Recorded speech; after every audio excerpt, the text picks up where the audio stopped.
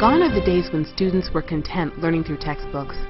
The exponential explosion of technology in our everyday lives has spilled over into classrooms throughout Canada. Today's digital learners thrive in media-rich, inquiry-based teaching environments. Student-driven investigation with real-life applications is made possible with tools such as Pasco's Spark Science Learning System and SPARKvue software. Spark data logger system really, with its sensors and software, is a way of kind of, I guess, marrying software and technology so that students can actually collect really authentic data and a lot of different kinds of data. So they can collect temperature settings, they can get dissolved oxygen in liquids, pH values, heart rate, pressure. There's really two huge advantages of using this kind of learning tool in the classroom. First, it improves student engagement because they're motivated to do something they know that seems really authentic. And second, it prepares them for the world outside of school, because that's where the world is now in digital kind of data analysis and collection. There are probes that can really meet the needs of almost all curricular areas and units, from junior into intermediate, because there's multiple entry points as a teacher. They have a platform where there are labs already on using the software, and so teachers that are maybe a little bit less secure about doing open-ended inquiry can follow those, and they're really rich labs and experiences that students can do. If you're more of a science teacher that wants to take it to the next level, that technology certainly allows you to develop your own lessons in inquiry to meet the needs of your specific learners. And the sky's really the limit, because you can do so many more activities with this particular probeware than you normally would with the kind of crude instruments that are generally found in elementary schools. How about the Sydney kind of Jake thing that's unstable when it's lower? Interesting. And how about that it only can produce 10 as its max? One of my roles actually in the community is I'm the vice chair of the regional science fair, and I've been involved in science fairs in a long time, and I see a tremendous amount of students that have a natural curiosity about their environment and science. One of the things that we're trying to do is actually hook up more students with this technology so that the technology doesn't limit where they actually can go. And so we've actually had some students in the regional area use this technology to really expand their research, which has been really exciting. Yeah, we went past 30 seconds. Well, pay it off right there. No doing anything, not doing the same thing. Okay, start a new one, Owen. I did. Sometimes we're holding back our leaders, so it's nice to get that technology in their hands. I like it because it's hands-on. Like, you're not just sitting there writing notes. You don't have to draw the graph.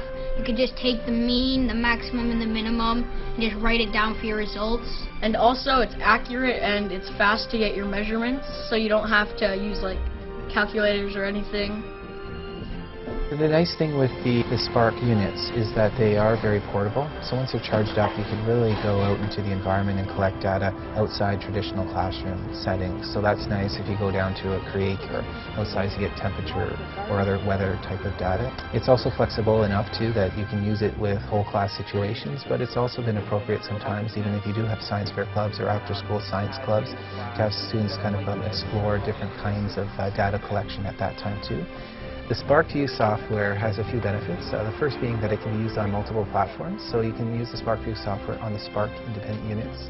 You can install it on netbooks or laptops, as well as you can put it on iPhones or iPads. And so having that flexibility is really nice. Sometimes you can go out into the environment with a Spark unit, collect the data, bring it back, and actually then show it on a laptop or netbook or even on a desktop, and then put it displayed onto a smartboard. Then you'll see something look a little bit different, and it's easier to see what's going on here. The other advantage is it collects the data real time. So gone are the days of spending tons of minutes doing these handmade graphs. They're collecting the data real time, but that gives them the time to actually analyze and interpret that data, and that's where the real rich learning takes place, not coloring in bar graphs or drawing of a line, but what does that data actually mean? It's going to stay at 0 for a long time until it melts.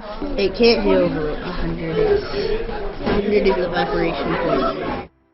And it's one of those things right now that we know that students are weak in is actually the interpretation or analysis of data. So that can be done really effectively using the SPARKvue software. If like your teacher told you the result, you'd be like, what? Where if you like use the Spark, you could go, oh yeah, like I understand now. When our teacher says that we're going to be using Sparks, our class gets all excited. A lot of our friends used Sparks inside the science fairs.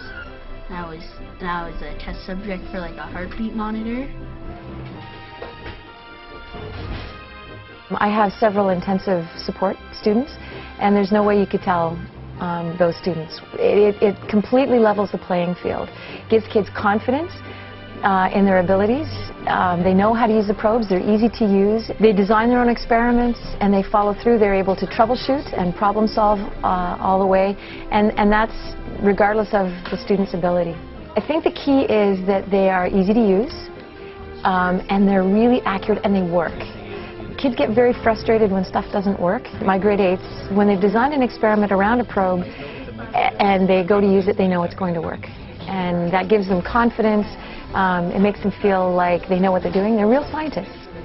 So in today's experiment, where they were testing the conductivity of 3 different fluids, they got the same result for 3 in a row. And their question was, ooh, is it working?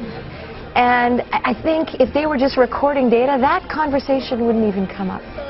Because they understand the probes, because they understand how to use the technology, they're very able to design experiments on their own. The students are given something that tweaks their interests. They determine variables, independent and dependent variables, and then design their own experiments around the probeware.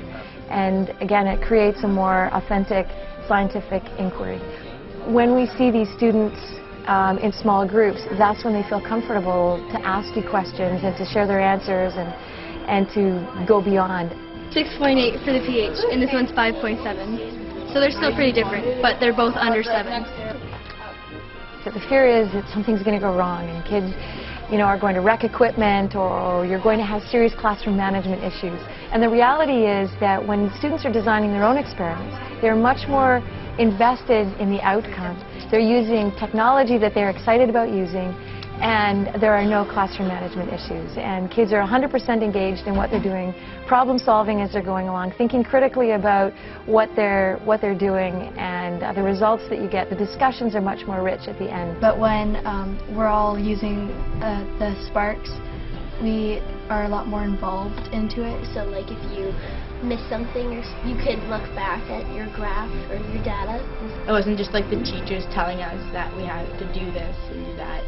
It gave us a chance to like really experiment, and I felt like CSI thing. In the 21st century, if we want to be globally competitive in the economy, we definitely need to kind of nurture those skills of working with technology and linking them to critical thinking. So in the past, students in science, especially in elementary school, were in programs that were predominantly reading some text, answering some questions, and memorizing facts. That's not really what scientists do. And so one of the huge benefits of using this type of technology in the classroom, it more mimics what real scientists do, and it becomes an authentic learning experience. So that better prepares them for secondary school and science after that.